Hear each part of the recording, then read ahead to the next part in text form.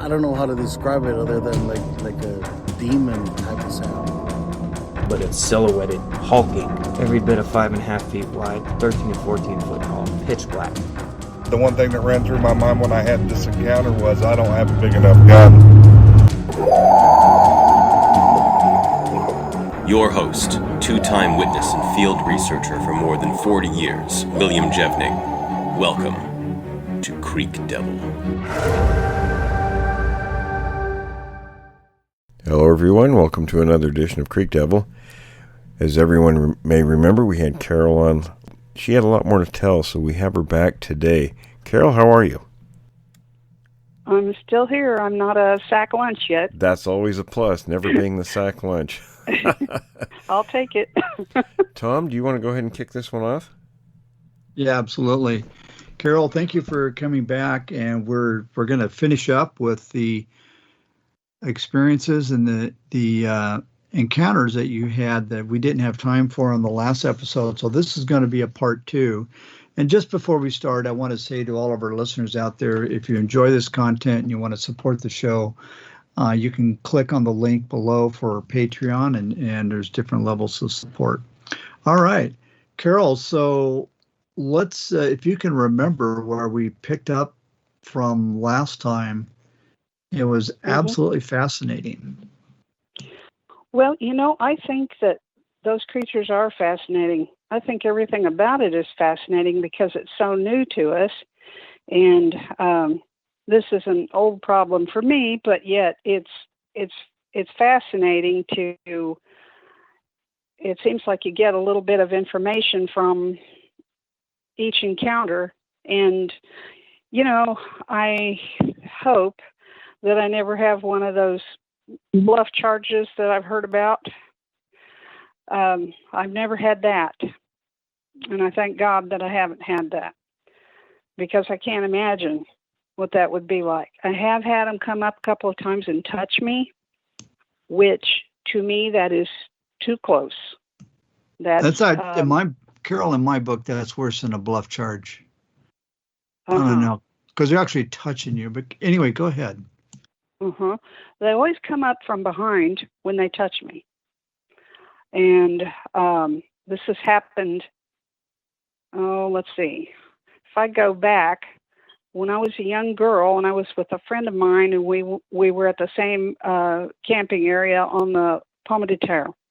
And our folks would take vacation each year, and we would go down there, and it was, their primitive camping, I guess is what people would call it now. But, we felt high finance because we had some mini bikes to share, and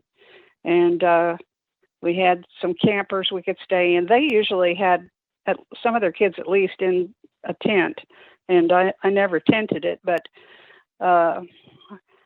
we had a situation with my friend that was my age, and we had walked down to a low water bridge there. That was kind of the hangout. I had several encounters around that low water bridge on the little Pomme de Terre. And of course, all of that now in South Missouri, all of that is flooded, and it's the lakes area now. It's all underwater. But, we were down there skipping stones, and my dad had taught me to skip stones, and I was getting pretty good at it, and I really enjoyed it. My dad could skip a rock 20 skips. It wasn't uncommon for him to be able to do that, so I was wanting to get there, and we were playing down there at the water, and we began to have somebody up high on a rock bluff on the opposite side of the stream throw rocks back at us.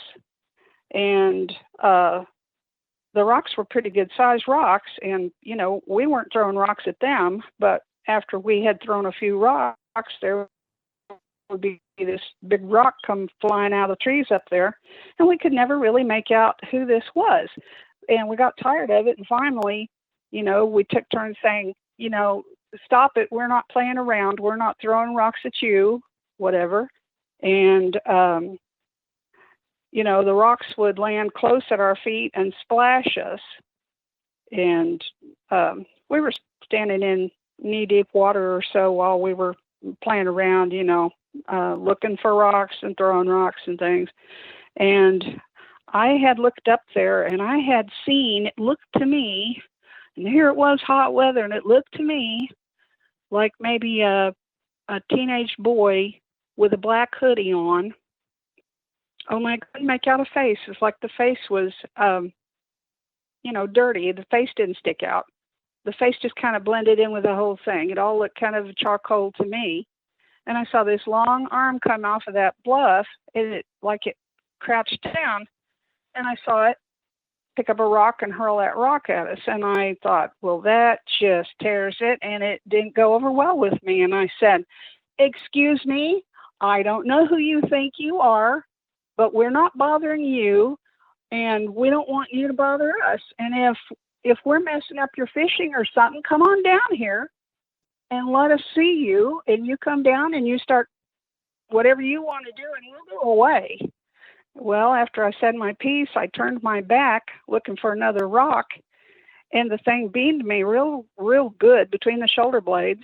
And then we started having rocks hailing around us, and I remember my friend speaking up and saying, I'm going to tell my dad, something like that. Of course, nothing we said made a bit of difference, and we got out of there. And I have related some of these stories to Nance Warren with Buckeye Bigfoot, and she's read some of these accounts. So I had an account, an experience of the fall. I think it would probably be the following year. It was close in period of time, because sometimes we stayed down there 2 weeks, and it gets hard to figure out if it was the next time we went down or if it was, later on at the end of the 2 weeks. But anyway, this happened next. We had to camp in a place that we didn't really like, and it was high up on a bluff. And the edge of that campground was on a kind of a jetty. That was straight down to the water, and there really was no place for a human to walk. And the only thing that kept it from eroding completely away, I guess, was the scrub and the trees, and there's a lot of rock. The ground is nothing but rock there.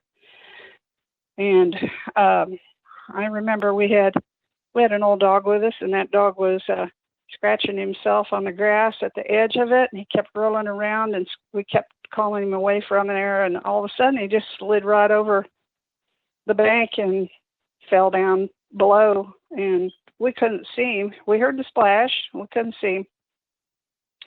So I remember that was one of the things that happened, and my dad had to go get the boat out and go around and rescue him and bring him back, and he looked really embarrassed. It was funny. It's something that stands out in my memory. Well, I decided that I was big enough girl that I wanted to go in the boat, and my dad told my mother, we'll give her one oar, and she won't be able to get very far with one oar. She won't know how to use it. And I did. I'd been watching them all my life. I knew how to use the boat oars, and so he gave me the one paddle, and he tied me up with my my neon vest and stuff, and put me out there in the John boat, and away I went. So my idea was to go all the way up the arm of the Little Pomme de Terre up to that low water bridge, and the water level was up somewhat, and so they had storms, that had time to calm down, and things had settled down. But it was really dumb of me to go up that far, because it was dangerous. There were fallen trees, there was a lot of debris, on the bank and in the water and so forth. I got up to that low water bridge, and I do remember feeling like something was watching me, and it was coming from behind me on this very steep cliff, and there were caves up in that cliff that you could see the caves. I never went up there and got into it, but I guess there were young men that had climbed up there and looked in those caves. I didn't want anything to do with it. They were pretty large openings up there and a lot of brush and overgrown and all that. But I always felt creepy when I passed there, and I never really mentioned that before, but got up there to that low water bridge, and instead of turning around like I should have done and gone back to camp, what I did was I went under there, and I continued on the other side, and I ventured up farther than I had ever ventured. And there was just this wall of broken limbs and old deadfall in the water. And I had to figure out how to get around that in order to get on the other side, because, I had been up in that area, but I wanted to go on further. And I remember that there was a definite sound. Now this is going to sound funny, but to me as a kid, the only thing that I could think of that sounded like this was I'd been to creek baptisms, full immersion, and if you baptized a large man, and when he stood up, his clothing would drain the water. You could hear, a large person rise up out of the water. You can hear it. It has a specific sound to it, and that is what I heard when I got closer. I got around that wall of timber stuff, and I decided, oh, well, what's this? And as I got close, I saw large tracks. And then I noticed these baby tracks. And I thought, bare feet, there was a lot of silt. It was nasty. I mean, that place was a cottonmouth heaven. And I knew better than to get out of the boat, but I went ahead and pulled it up there. And I looked real carefully, and I stepped out and slide the slippy, nasty mess. So I didn't do much there except look around and look at the tracks, and there was still, water draining into the tracks.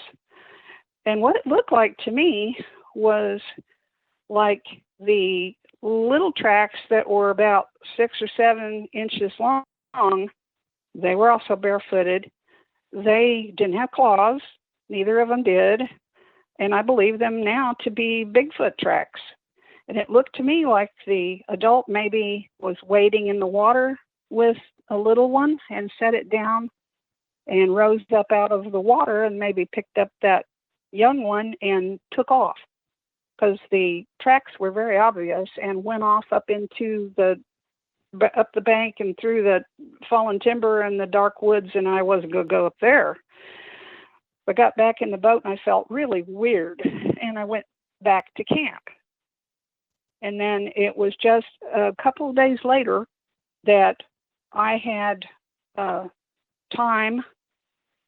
I was bored, and I had my boat oar taken away from me. My dad had said, "You went where? And you went how far?" And he said, I don't think you need to be doing that anymore." And so he took away my pretty boat oar. And I said, "Well, I didn't go back in the woods or anything." And he said, "No," he said, "but it bothers me that you saw something that looked like human footprints." I said, "I didn't see any shoe tracks. I heard something come up out of the water, and the water was still draining in, like there was a stream of water that traveled along with these steps. And I just saw a few of the little tracks right by the water's edge, and then I didn't see them come. I didn't see them leave. It was like it got picked up and carried out of the situation." So my dad said, "Well, you suppose somebody got stranded up in there?" And the next day he decided he would go up in there, and he wanted me to show him where. And I showed him, and he got out and he investigated. And whenever we went back to camp, he told my mother, he said, "Well, it's not bear tracks." He said, "It doesn't look like anything I've ever seen. It looks a lot like human tracks, but they're very, very big." And he said, "I don't know who on earth would be dumb enough to take a kid and try to go into a situation like that." And of course he turned to me and he had a few stern words for me. But it was a few days after that I got this time on my hands, and I had my boat oar taken away from me. So I decided that I was going to go down to that low water bridge. And I had my mini bike out of commission, so I would have to walk it. And I wasn't used to walking that far. I was used to riding the mini bikes. And so I asked my mother if she would walk me down there, and she said no. And she was in camp, and my dad was off running trot line or something. And so I decided to go down there, and I started out too late, and I got there, and I was kind of wiped out, and I sat down on the bank, which you had kind of the bank drop down away from this other campsite, which was by the low water bridge, and nobody had taken that. So there wasn't anybody around. So I sat down on the water's edge, and I decided, well, I'm going to play with the water, and I'm going to, look for little critters in the water. And I like to just sit and observe. And it was very, very, you could hear and see birds and things like this. And then it started getting quiet. And I thought, well, that's kind of strange. And I sat there for a while, and the sound that broke the silence was like two rocks being struck together. It struck once, and it was on my right side, which there was woods wrapped from the water on my right side all the way around behind me, and the woods were continuous behind me along the road between the water and the road all the way back to my camp. And they were dense. I'd never set foot in there. And I heard that one clack, and I think this went on for a little while before I actually, realized, hey, there's a pattern here, and what makes a rock clack like that? I hadn't seen anybody. Nobody ever showed themselves in camp. There wasn't even any trash, or nobody left anything there to make it, or if they'd even been there lately. So then to my left, which would be, on the other side of the bridge, because I was close to the bridge, it would be across the road, and on the other side of the bridge, kind of where my friend and I had been throwing rocks at each. We weren't throwing them at each other. We were throwing rocks to skip rocks, and then that thing was throwing rocks at us. That was where that happened. Well, there were trees up there, and there were fields, and you really couldn't see through it. And from my left, I heard clack, clack. And then after a little while, there were 3 clacks behind me, but it was some distance behind me. And I thought, well, I suppose never heard any bird or any, that must be somebody. That's what that is. It's somebody. So I waited around a little while, and I heard clack to my right, clack, clack to my left, and again, clack, clack, clack. And each time it got a little bit closer. And I thought, well, I'm going to look around here and find myself a couple of rocks. So I did. And I decided, well, next time that they go clack, clack, clack, I'm just going to insert myself in there and have fun with this. Well, it went clack, and I went clack, clack really fast. Well, there was complete silence. It lasted for a while, and I thought, I think I threw off their game or their schedule or something. And then finally I heard the one with 3 clacks go clack, clack, clack. And then the guy to the right, clack. And then the guy to the left, clack, clack. So I jumped in and I went clack, clack, clack and took the guy behind me's turn. And of course I'm thinking this has to be people. Well, there was a silence again. And I kept thinking, what am I dealing with here? This is not a woodpecker, but woodpeckers don't act like this. And the guy to the right, clack. The guy to the left, clack, clack. The one behind me, clack, clack, clack, getting closer. So I took my rocks and I decided, well, I'm going to show them what a human sounds like. And I just banged away and just fast as I could bang. And then I sat there quietly and I didn't hear anything for a minute. Then pretty soon I heard clack again to the left, clack, clack, one behind me 3 times, clack, clack, clack. And then they sped up, and it ended up going something like this. I don't know if this will translate very well, but I happen to have 2 rocks here, and it sounded like this.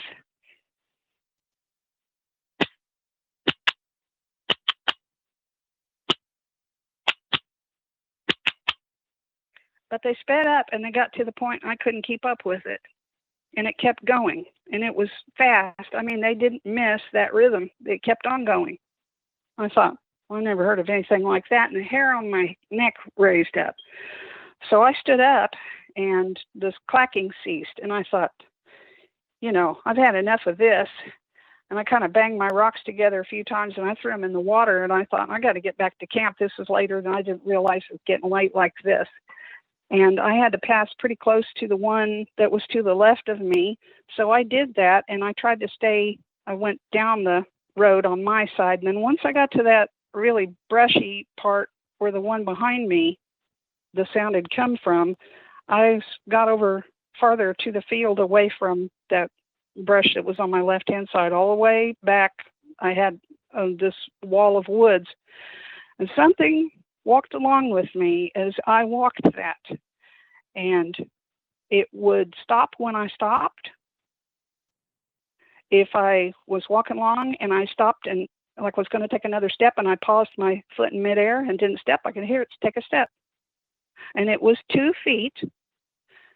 And I never could see it, but I could see part of it as it moved through the woods. I could see this something dark and tall moving through the woods with me. And I got up so far to the point that I thought, I'm just going to break down here and, wet myself. And my parents showed up. And I can't really remember if it was my mother that came for me or if my father came for me, but I don't know. I was so happy to get back to camp, I couldn't hardly stand it. That was a couple of the 3 things that happened before we actually had the sighting in the camp. And I had another really horrific time. When I went up, I decided to take the mini bike and go further than I had before. And there were people that lived up in there and we knew them. We had met them while we were camping. They had a whole bunch of kids. And I thought, well, I'll go up there and go so far. And then when I get tired, I'll turn around and I'll go back. And I got up there, and the road got really difficult, especially for a mini bike. It was just like trying to go up steps, with the rock and the way that it was washed out and stuff.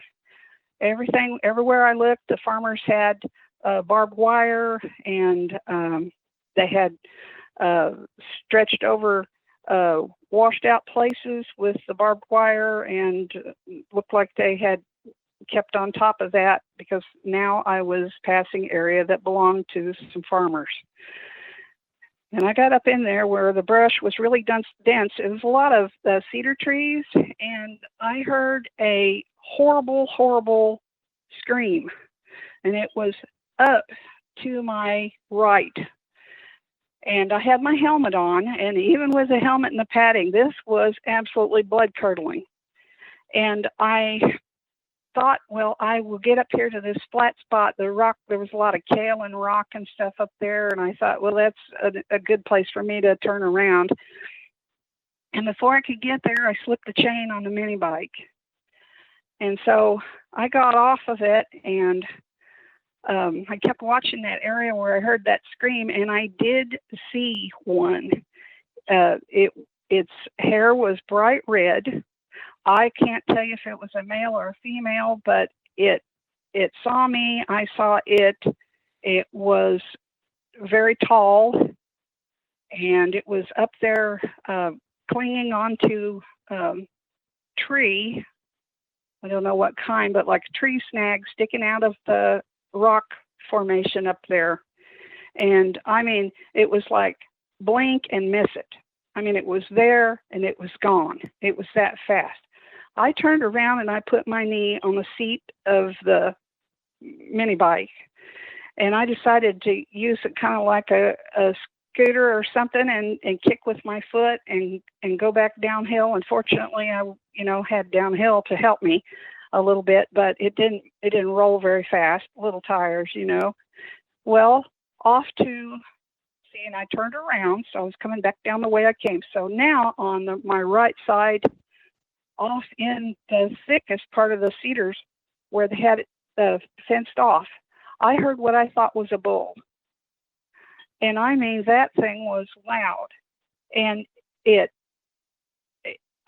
absolutely terrified me. And I thought, well, I've done it now and I'm up here, my folks probably wouldn't even know where to find me. And I thought, well, I'll ignore it and I'll just keep moving down the way I came. And that thing started ripping out trees and breaking brush.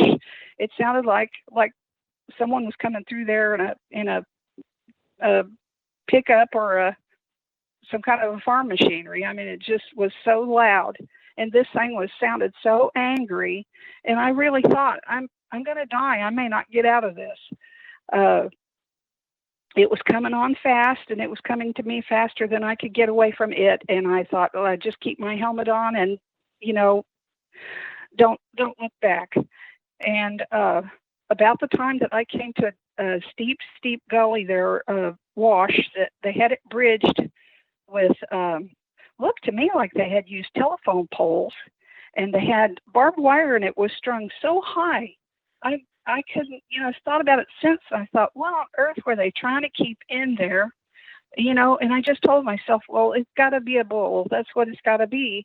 And I turned around as I came to that wash, because it's on a curve, and I glanced over my shoulder, and I could see a black, upright, hairy thing as big as a bull coming through the cedar trees and still screaming. And I tell you, I didn't look back again. I kept going downhill, and I kept pushing, for I was crying. I was trying to get out of there as fast as I could get out of there and not fall down, really. That was another time that just was so frightening. And I told my parents, they said, well, there might have been a bull loose up there. You're going to end up getting hurt. You don't need to go up there. And I said, well, okay, the black one, tell me it's a bull, but it was upright. And the thing that I saw up on the hillside that was red, God help me, that was not a bull. And so they just said, well, that does it for you, young lady. You don't go back up there anymore. Unless you're with us in the pickup, you don't go up there. And I said, yes, I agreed to that. The time that really scared us, that we got the full view of one of these, was we'd gone down there. I was 13 or 14, and we had a vacation earlier that was several months to a year before that, and we had gone to the Great Smoky Mountains, and I had seen bear, and I was comparing in my head that wasn't what I saw. And then I started hearing that Missouri's bear population was pretty well decimated, and that they'd been, hunted out a long time before I was ever born. Well, then we went back to Pomme de Terre, and this was about 1974. And the reason that I told this story at all I had called Brenton Sawn, he's deceased now, and hoping that someone I would talk to would be able to tell me something. And the one thing that he said to me that made my blood run cold was, they say not to feed these things. And at first I said, well, I'm not feeding them on purpose. And he said, no, but are you putting scraps out or throwing away table scraps or anything at all like that? And I had to admit, yeah, at home, yes, I was doing that, not like Kansas City, but after I moved and became an adult and we moved down to where I live now, yes, I was doing that. So I still was not quite over the shock of what I'd seen when I was 13, 14 years old. And I didn't have an answer as to what I had seen, except I had seen a few minutes spot on television where they showed the lineup of the black and white line drawing of where they kind of compare different creatures that had been, spoken of through the years and that people had drawn or described. And I mean, that was just a flash on a news program, and that was it. And when we saw that, my dad and mom and I were all sitting in our living room in Kansas City, and when we saw that flash on the screen, our jaws dropped open. We looked at each other and went, that's what we've been having problems with.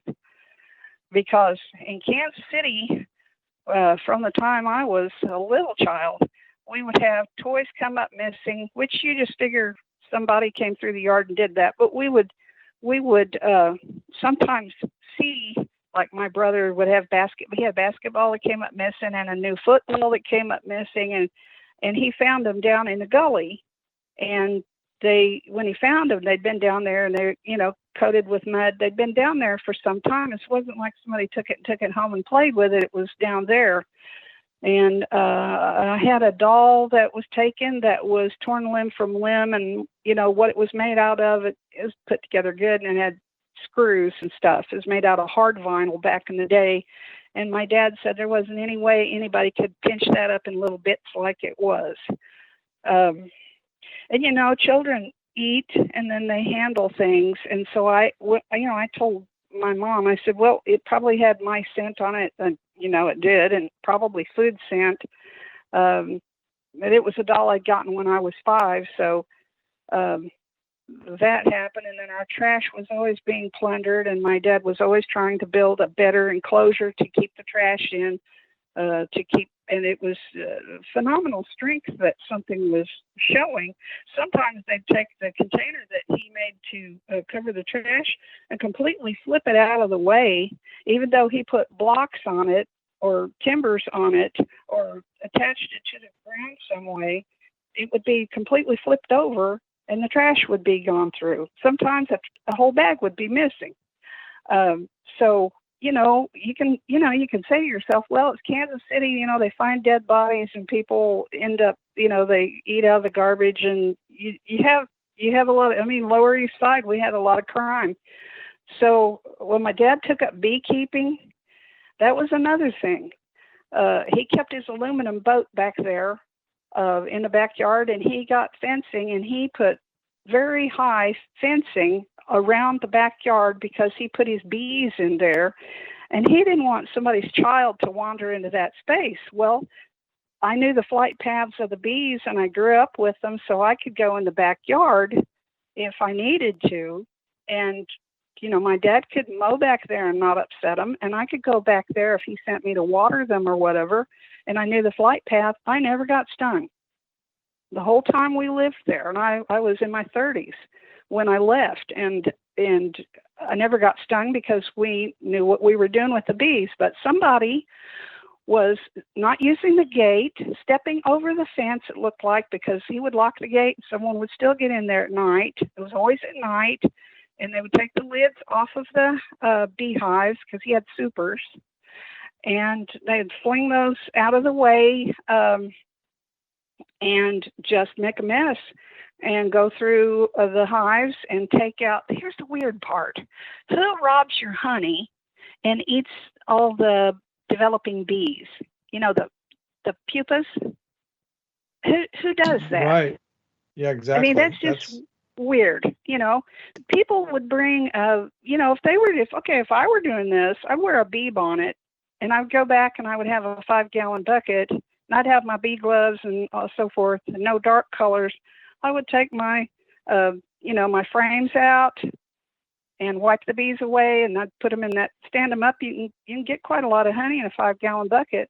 Whoever this was coming over the fence and doing this mischief, and we just could not figure that out. They would almost wipe him out and break the frames up, and it would be there where, who comes in your yard and eats 10 pounds of honey, comb and all, with the pupas and the wax is gone and everything. It's strewn around. So he got the idea to try to take his aluminum boat and put it behind the hives and make it almost impossible for them to step up over the fence. It happened anyway. It didn't make a speck of difference. So those are just a few of the weird things that happened when we were living in Kansas City. And then when we moved on south, we found out they were there too. And we sure wouldn't have bought it if we had known that. And I already told you that the person that had it before us had problems with something attacking his friends and partygoers there. And then before that, the woman that owned it before that, it's on the title. I looked it up after I spoke to you again, and it says that the woman that had the property had disappeared and was not found, and that was written into the title. So, you know, That's it just odd. didn't. Wow. It's odd. It is odd. And it said, you know, it states it in a, you know, how do you say, an official sort of way, but basically what it's saying is, since she's gone, then this reverts back to the person who had it previously, and since she cannot be found, then this reverts back to the person who had it, and that it has been sold to. And then, you know, I won't go into the names, but anyway, that's right on the title to the place. So I don't know what to tell you more, except I've had too many weird experiences. Like I got to the point where I had to go outside during the daytime where I live now for it to be cool in the summer, because basically we needed a lot of things done. And I'll be honest with you. Oh man, I'll be honest with you. We had a guy that moved in next door, and he brought in like 45 cars. Mice. He lived in a school bus for a while, and then he built a little shack. And I tell you what, the mice, I mean, we had some cats, and those cats would stand out and look like eat, you know. Mice. Well, mice, when they pulled those cars out of there, those mice came up under our trailer. Mobile home. A lot of people don't know what you mean when you say a trailer. A lot of Missourians just say trailer, whether they mean a mobile home or something you pull something with. But anyway, it's mobile home. And we began having problems in the night where we had central air set up. And the system was pretty new when this happened.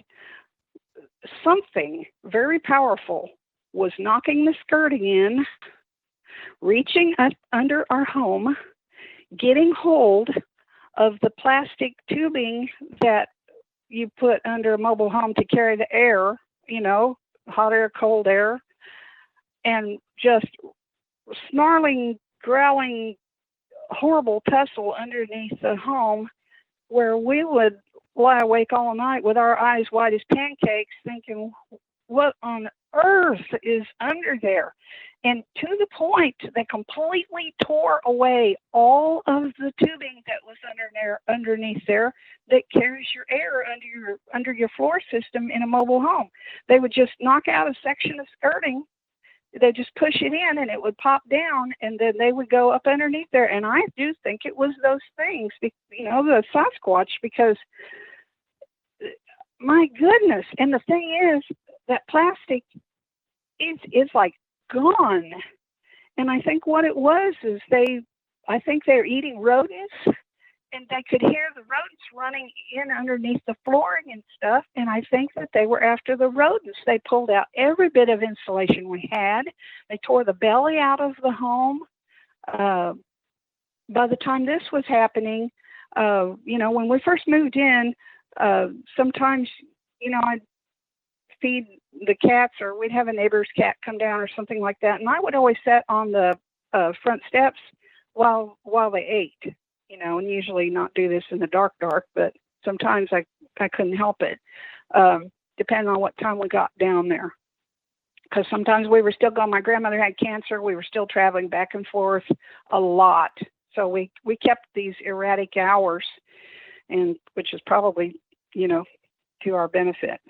But you do that with criminals too. You know, in the city, criminals watch your house to watch your movements and watch when you come and go and so forth. And I figure this is the same way with these things, because they seem to know what days we would be there and what days we, you know, we got to the point we wouldn't go outside at night at all.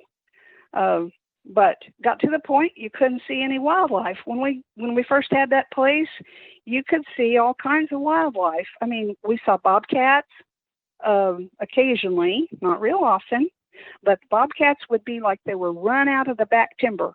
They'd come to the front in the open and walk walk down the road trying to escape into the next cluster of trees across the road, and always looked like they had a bad taste in their mouth, like something was stop and look behind them, then run like crazy.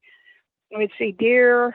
One of the things that happened early on was there was this young deer, a female that doe, she would take up with me. And I thought it was really odd that if I went down to the pond, I had this brainwave. I thought I was going to put in some flowers down by the pond, and make it pretty and make a destination to walk down there. And I got about a garden about the size of a bathtub before I got so scared I couldn't go back. But this doe would just appear, and she would be standing. She'd get as close to me as she could, and sometimes I'd take a beverage, and I would take a sandwich or something like that with me to go down there and sit and relax a little bit, and, feed the catfish, whatever. Well, I'll tell you what. One day, my mother was outside. It was early morning, and I was inside. We began to hear this terrific screaming, and it sounded like somebody blowing on a harmonica. That's the only thing I can say. Umpteen times louder than a harmonica can be, but it sounded like two notes at the same time, like, I can't do it. But anyway, just terrific sound, loud sound. And we didn't know what was going on back there. So I rushed outside, and we both looked down the pasture looking east at the backwoods. And that doe came running up out of the gully back there that would be north of the pond. And she was terrified. She came up running right at me. And I thought to myself, well, surely she's not going to hit the fence. I thought, man, if she hits me at the rate she's moving, if she hits me, it's not going to take much speed to take me out. And she got so close to me that I'm not kidding. She had her lip curled back. She was terrified. Her eyes were bulging. I almost could have. I got a glimpse of her eyelashes. That's how close she came to me. She ran right up to me. She turned on a dime, and she started spronking. And she spronked back and forth over that center fence there. And she did that 3-4 times, and she spronked off in a crazy way and landed in the south pasture. Both of us were looking at each other like, what is going on? And she spronked on down south of the pond, and then she did a crazy sideways twisting leap over the fence, and she was gone. And I don't know if she had a little, fawn down in that gully, and one of those things grabbed it. I don't know, because, we did have a few bobcat around, but I'm telling you, as these things took over, we had the coolest little animals. We had, you'd see a lot of squirrels, got to the point you'd never see a squirrel. Rabbits, never see a rabbit. We had legless lizards and really neat things like that I was always into nature, and I like to sketch these things and study them. And if I saw something I didn't know what it was, I would look it up in the Missouri Department of I'd look it up to see what it was. But they got to the point where they literally seemed to eat everything. We had some cats that people just pitch cats out in the country. It's sad, and they do the same thing with dogs sometimes. But usually the farmers can't allow to have too many dogs run, because they'll run your calves and they'll run your piglets, and they'll ruin, they'll really damage your animals that you're trying to work with. And so but we had these cats that people would pitch out. We never went out and got a cat. People would pitch them on us. And, they literally, okay, I'm just going to go say it. They ate every cat we had except one. And she's sitting here with me curled up. She's the one that made it. And she's a homebody. She likes to stay inside. She's all white. Don't know why they didn't get her. I do know that I've seen her before. If she gets scared, she'll take off up a tree. Now, I'm going to tell you something that is absolutely certifiably makes me crazy. I know this sounds like it. But she would be outside sometimes, and she would see, I believe, see their legs as they searched around at night, around the pickup and around the shed and so forth, because they had their run of the place. When it got to be night, I mean, they were out there often. She would hide up underneath a pickup that was kind of sunk down in the mud, and I mean, it's there to stay. I think that she would see their black hairy feet, and she remembered it. So when my mother got her house in town, because let's face it, after the one came inside that I told you about last time, I convinced my mother, I said, honey, you need to move out. They push you down when you're outside. They've knocked you down when you had your lunch. They've shoved me face first into my garden. It's not safe.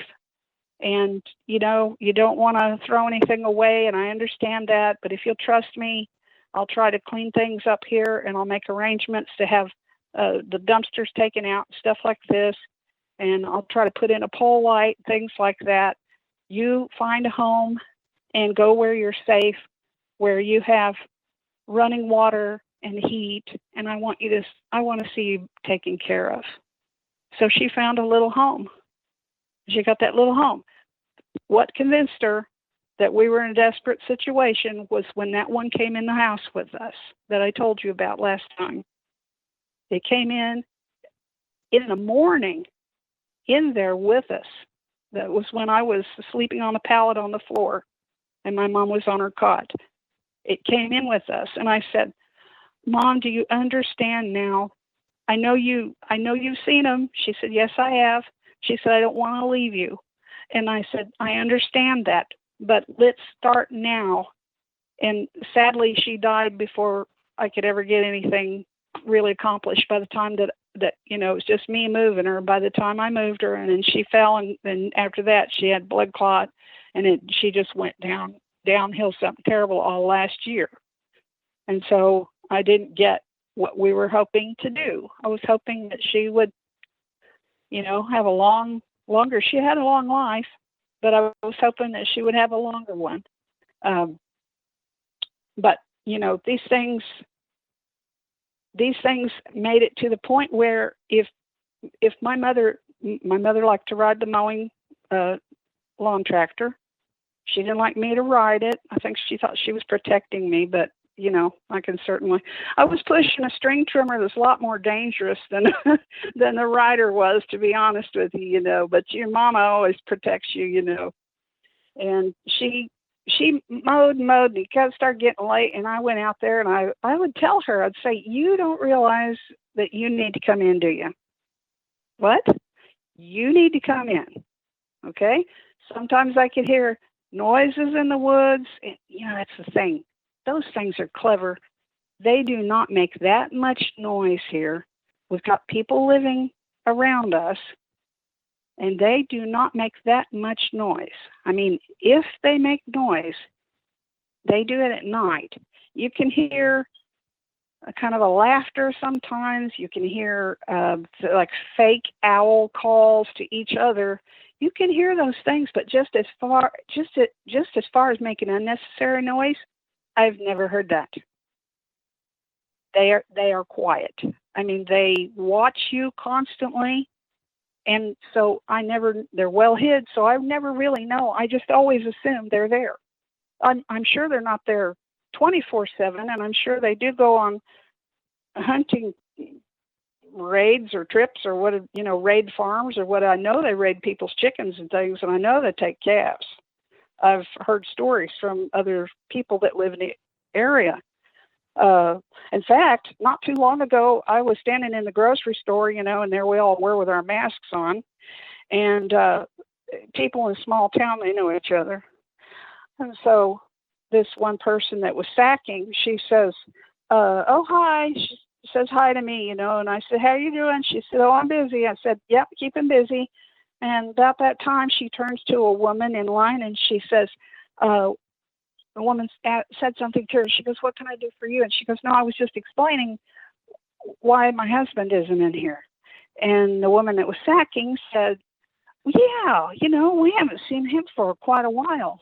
And 2 or 3 of them chimed in and said, yeah, and it said his name. And she said, well, I don't know if I should even say this or not. And she said, well, is he okay? And she said, well, yeah, I guess he's okay, but he's just having a really hard time. And the sacker said, well, I'm sorry to hear that. Is it something we can do anything about? And she said, well, I'll be honest with you. He says he saw a Bigfoot. And everyone just kind of paused for a moment and looked at her and then didn't say nothing.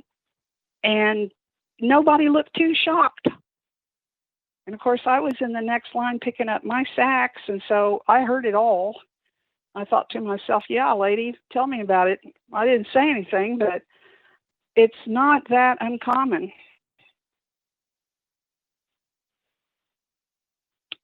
I tell you what I was going to tell you about the lawnmower, because I'm crazy that way. I flit around, and I'm sorry. I spend a lot of time by myself, and I joke about myself, and I say sometimes I look in the mirror to have company like a parakeet. I gotta laugh. If I don't you gotta keep have my some sense humor of, in all this, right? I gotta have a sense of humor. I mean, if I don't have my sense of humor, I'd have lost it a long time ago. Because if I see something really strange, I'll just kind of go out loud. I'll say, "Okay, that's a new record," or "Alrighty, what's next?" And but my mom would get on that mower, and this one time in particular, I went outside there. We'd been working in the yard the whole day, never caught up. And I said, honey, you come in. Supper's ready. It's been waiting on you. You don't need to be out here alone. She goes, oh, I said, just leave it where it sits. So she left it. In fact, I think she ran out of gas, to be honest with you. And so I walked her back up through the gate and, on up around the corner of the house and inside. She says, okay, I'm going to go down and finish in the morning. I said, well, why don't you do that? And, she had gas to get, I believe, if I remember right. I don't remember all the little details, but the thing was, the next morning, we went down there, and it was upside down. Her mower was upside down, and it was not where she left it. It was down by the pond. So I don't know what to think.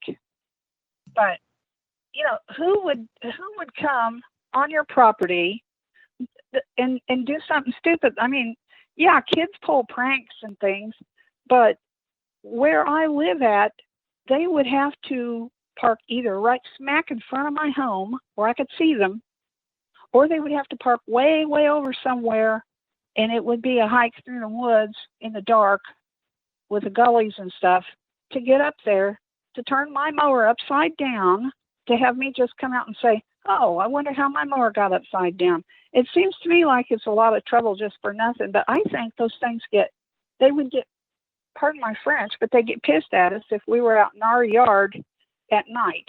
Like if I was outside burning trash or burning brush or something like that.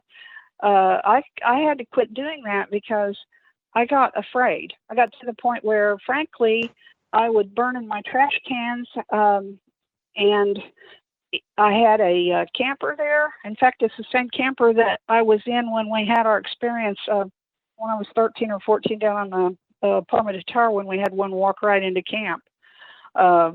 This is the same camper because after my father died in 1980, she couldn't bear. Some people are that way. She just couldn't bear to get rid of anything and move on. She didn't know how. I don't believe she knew how. She did nothing because she didn't know what to do. I mean, she was at a loss. So I kept that camper there. And let me tell you what, I kept it unlocked. And whenever I would burn trash or something, I would think to myself, if I see anything, I'm going to jump inside that camper. And I kept that camper for that reason. So that if I was in the yard, if I was working and I was that far away from the doorway, I would step in that camper. I thought to myself, let them try to get me in here. And of course, I don't like that aspect of it. And, they could roll it over, but it was against the shed. So I felt like that, they couldn't tip it that direction anyway. But it's just weird to shape your whole life around what your hairy neighbors want you to do, and what will bend your hairy neighbors. You Carol, go down. I have to agree with you entirely. And having that camper there, that's just a little sense of security. I'm sure they can pick it up and move it. And I'm going to back up for just a moment about the lawnmower being. You said it was taken down. How far? What was the distance that it carried down to the? You said it was down to a pond, or? Oh, I think it was probably moved a good 20 feet. Yeah. And it was facing a different direction, and it was upside down, and it looked dirty. I mean, the seat on it was kind of ruined, the upper part of the seat. We couldn't figure out what the attraction was with it, except that they had already attacked the neighbor lady that used to ride her mower at all hours of the night. They had already attacked her.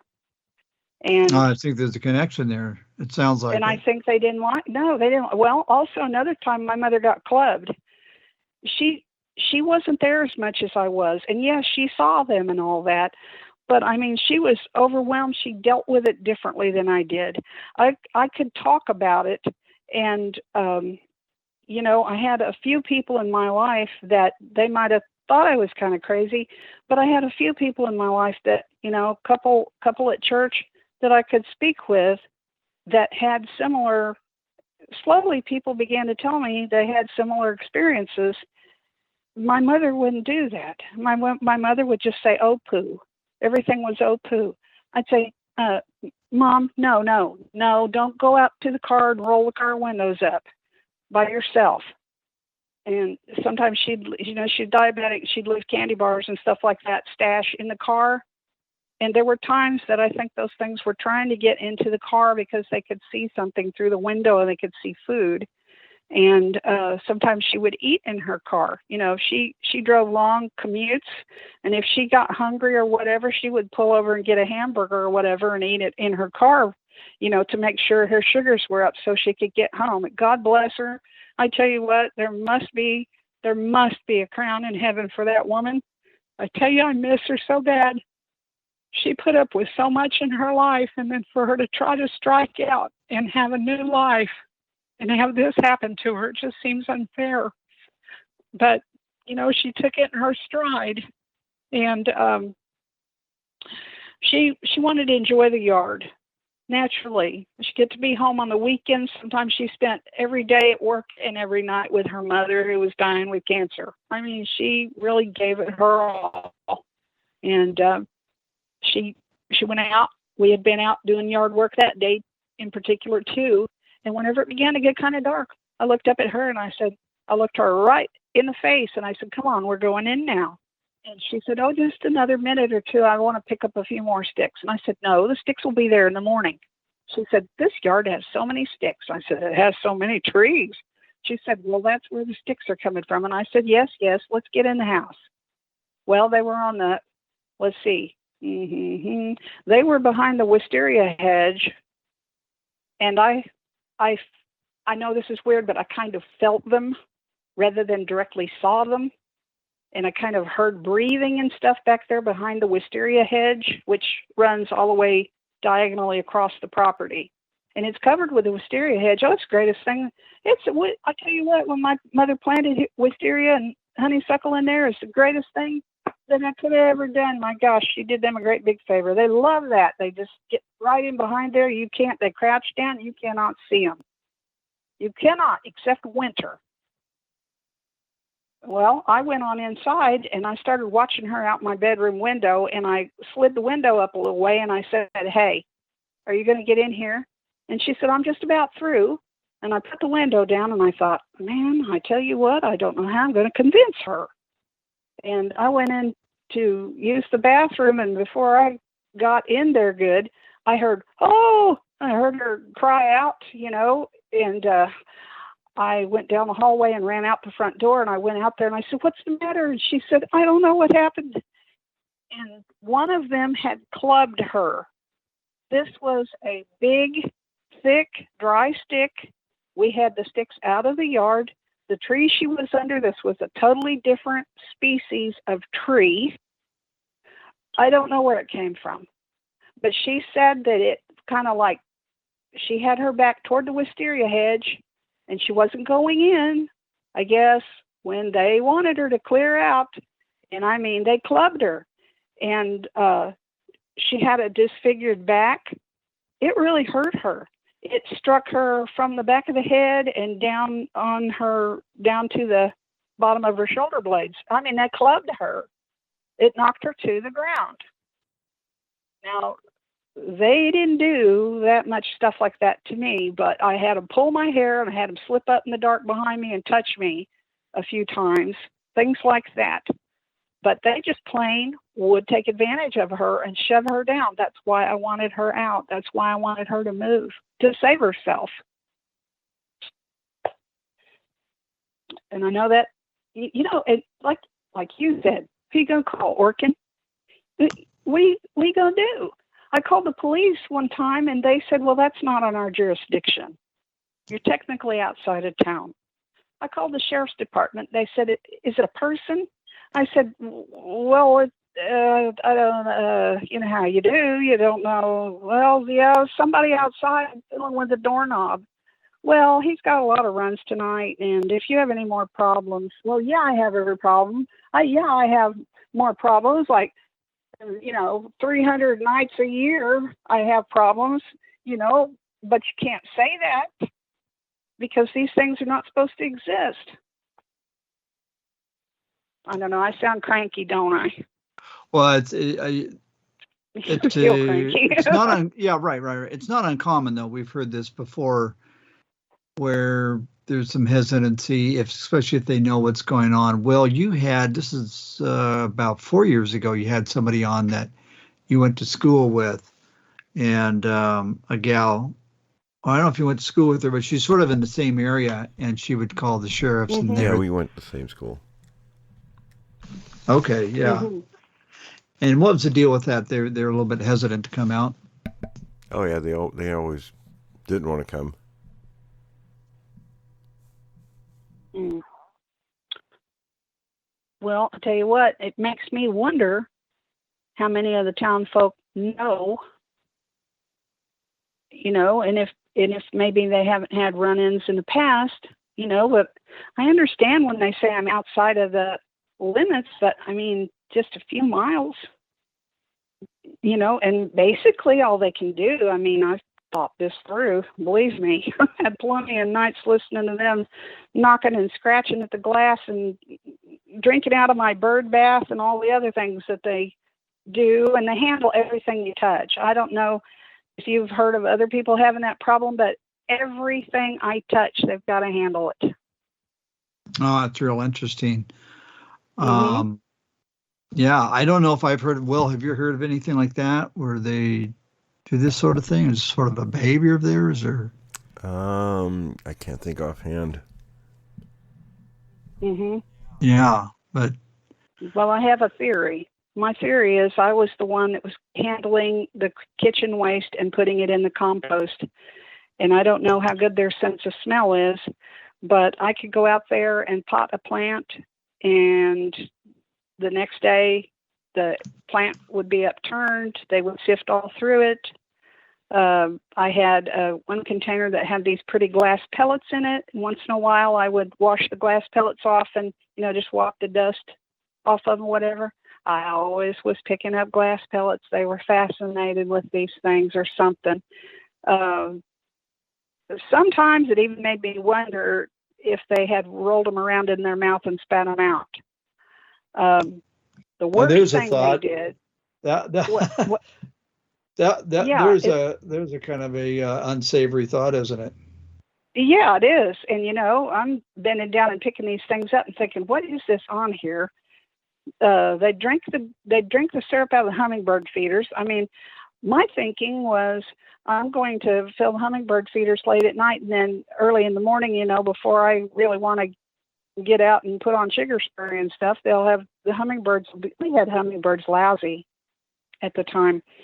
And my mother enjoyed that so much, so I kept them cleaned and filled for her, and you'd fill them up thinking, oh, there, now, the birds drank this amount, and then I'll go ahead and fill them up tonight and hang them back up. And we hung them high. We got these big shepherd hooks. Well, these big black shepherd hooks, my mother saved up to get them. She loved that. And then we had them stuck in the ground there along that wisteria fence, okay? Tall fence and with wisteria on it. I mean, it was high. It was higher than my head. And so, in the night, hummingbird feeders would be either they'd be off of there. So I went to the store. They said, well, go into your farm and home store and get some of this axle grease kind of stuff and put that on those hooks. Didn't change a thing. They said maybe it's raccoons climbing up those things. Well, you know what? They got sick and tired, I think, and I'm assuming here. I think those creatures got sick and tired of running into those shepherd hooks in the night because they smashed them down flat to the ground. They stomped them flat to the ground. Every one of them. So I was hanging the hummingbird feeders up in the trees and using a long pole to hang them really high because I kept thinking maybe I can hang them high enough to where, something won't climb up there and get it. I could never hang it high enough. And in the morning, they'd be all, like covered with saliva and all the little ports would be off of them and they'd be laying on the ground empty, or else sometimes they'd just tip them. I think they were just tipping them back and drinking right out of there. Oh, I'm sure of it. But they were swilling it down, Tom, I'm telling you. And Will, here's the thing. The first time I really heard one of them speak at where I'm living is I had taken down the hummingbird feeders for the year because, along about October 16th you're not going to see any hummingbirds here after that. So I just take them on down, clean them, put them away, and I'm done with that. Well, I had taken them down and put them away, and a couple days later, I kept thinking, gosh, I feel like one of them's back there. I didn't go outside. I felt like one of them was hanging around close at the backyard behind that wisteria fence, and so I didn't hang around outside much. And the night came, and was at her end of the trailer, and I was at the south end there where the feeder, where we had a bracket, and we had one of the feeders right there on the corner of the home where my head was, where I slept, where my head, right where my headboard was. And in the middle of the night, I heard something very loud, very tall. It was up high. The voice was up high, and I heard like two hands pound on the corner of the home, one wall with one hand and the other wall with the other hand. It was standing at the corner, and it had such a reach that it was reaching, like toward my window on one side and clear around the corner on the other side of the building and patting the building pretty hard with the hands at the same time. And it sounded like it was mumbly, but it sounded kind of like, well, I hope nobody takes this wrong, but it sounded like someone maybe with a severe case of retardation.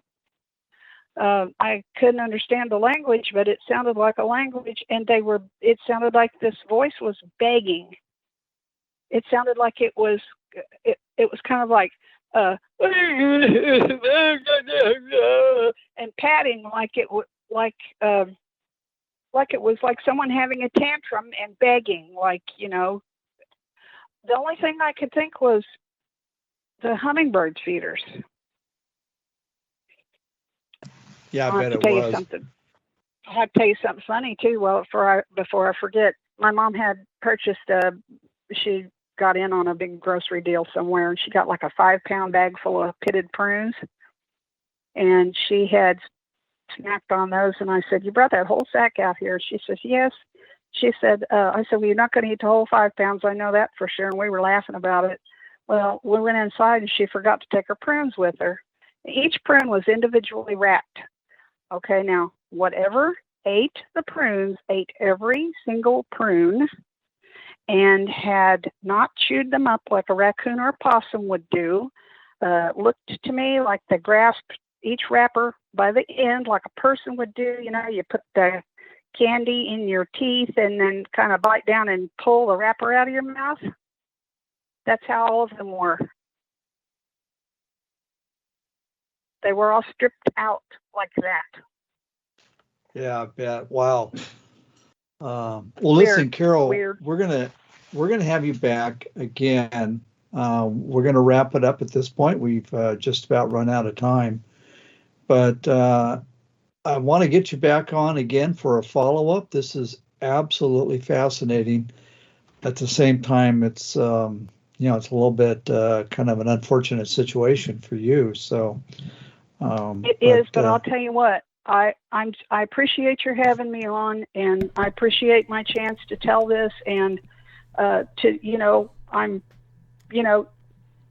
person goes through all kinds of feelings. When this thing goes on for years, you go through all kinds of, self-doubt. You feel crazy. You're terrified. Right now, I'm just pretty much at the terrified state. Carol, but I appreciate your having me. Carol, we appreciate it too. And stay with us just a minute, will you? I need to talk to you. Okay. All right, folks, stay tuned for the next segment.